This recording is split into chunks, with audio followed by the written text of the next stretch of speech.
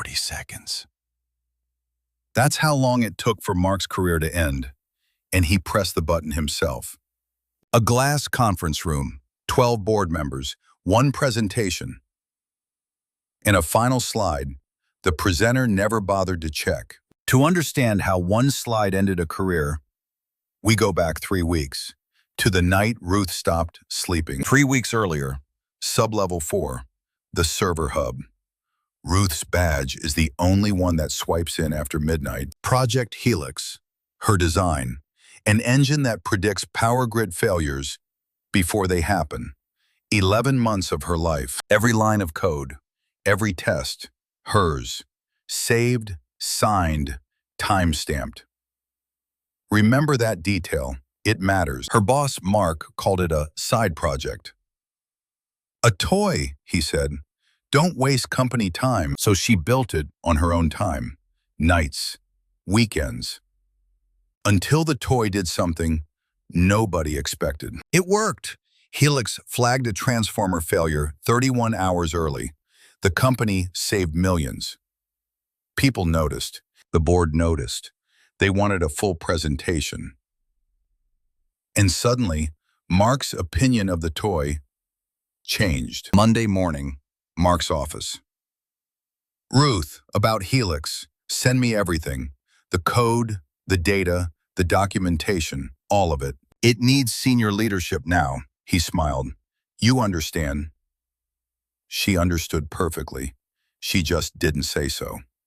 Tuesday, the project folder had a new owner, Mark.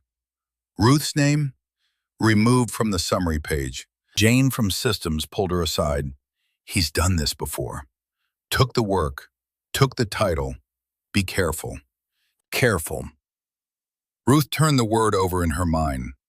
Careful was what got her erased in the first place. Then Mark made his one mistake. Ruth, build my presentation deck. You know the material. I don't have time. He wanted her to write the story of her own theft. She said one word. Sure. That night, she didn't go home. She sat in the empty lab, staring at a blank first slide. Then Jane sent her something. A forwarded email. Mark to a board contact. Subject line, Helix, my next move. After the board meeting, I'll restructure the team. Ruth's role becomes redundant. He wasn't stealing her work. He was deleting her. Ruth read it twice, closed the laptop, and smiled. If Mark wanted a presentation, she'd build him one he'd never forget. Here's the thing about Mark. He never checked details. Details were for people beneath him. People like Ruth. She built the deck. 41 slides, flawless. Charts, projections, every number polished until it gleamed. Slide after slide saying, my team, my vision, my engine. Exactly what he asked for.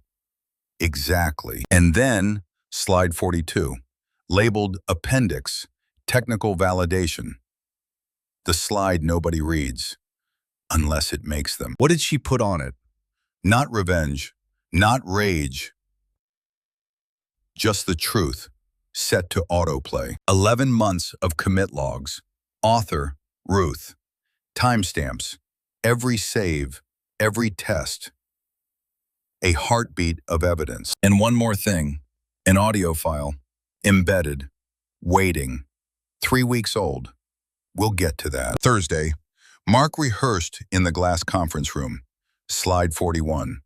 Strong close, he said. He never clicked forward. What's the appendix? His assistant asked. Mark waved a hand. Filler, boards love thick decks. He never looked. Friday, 9 a.m., board day, 12 members. The chairman, John, a man who built the company and trusted no one easily. Mark wore his best suit, shook every hand. Wait until you see what I've built, he told John. Ruth took a seat at the back, invited as support staff. Mark wanted her to watch. That was his second mistake. Jane found her before the doors closed. Whatever happens in there, I've got your back. Ruth just nodded. Lights down, screen on, slide 1. Project Helix, Mark began. My answer to the failures of an aging grid.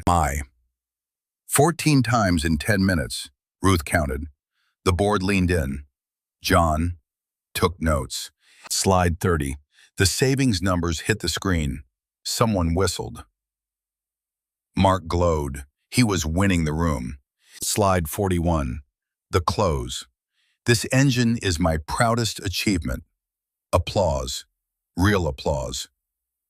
Then John raised his hand. Impressive, Mark, but I'd like to see the technical validation, the appendix. Silence. Mark blinked. Of course. His thumb hovered over the clicker. 40 seconds left in his career. He pressed it. Next slide. Slide 42 filled the wall. Commit history, Project Helix. Author of every line, Ruth. 11 months, 2,140 entries. The slide began to scroll. On its own, timestamps rolling like credits. 2 a.m., 3 a.m., Saturdays, holidays. One name. Mark clicked. Nothing. Clicked again. The presentation no longer belonged to him. It never had. Then the audio began.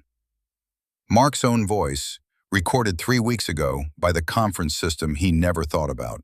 Helix is Ruth's little toy, a waste of company time. His voice, his words, filling the boardroom at full volume. 12 heads turned from the screen to Mark. The man who built it had called it a waste of time. John stood. Kill the audio. Then quietly, Mark, whose project is this? Mark's mouth opened. This is sabotage. Ruth tampered with my deck. Your deck, John repeated. He looked at the screen, at 2,000 commits. She tampered with it by writing all of it? Security can verify those logs in 5 minutes, Jane said from the doorway. I run the systems. Want me to? 5 minutes. Logs verified. Author, Ruth. Architecture documents, Ruth. The waste of time email, Mark. Everything matched. Mark tried one more sentence. John raised a hand. Don't. We saw the slide. We heard the recording. We're done. Mark was escorted from the glass room he thought he owned. Suspended. Pending investigation. He never checked the details. John turned to the back row. Ruth, the board would like to hear about your engine. From its author. She walked the longest 40 feet of her life. Took the clicker. Pressed back. Slide 1. Let's start over. That night, the letter arrived. Project lead. Her name on the door. Her name on the work. Finally. But one thing nagged her. Mark's email had gone to a board contact. Someone inside that room had been helping him. Midnight, her phone lit up. Unknown number, 1 line. Mark didn't act alone. Check slide 43. There was no slide 43, yet.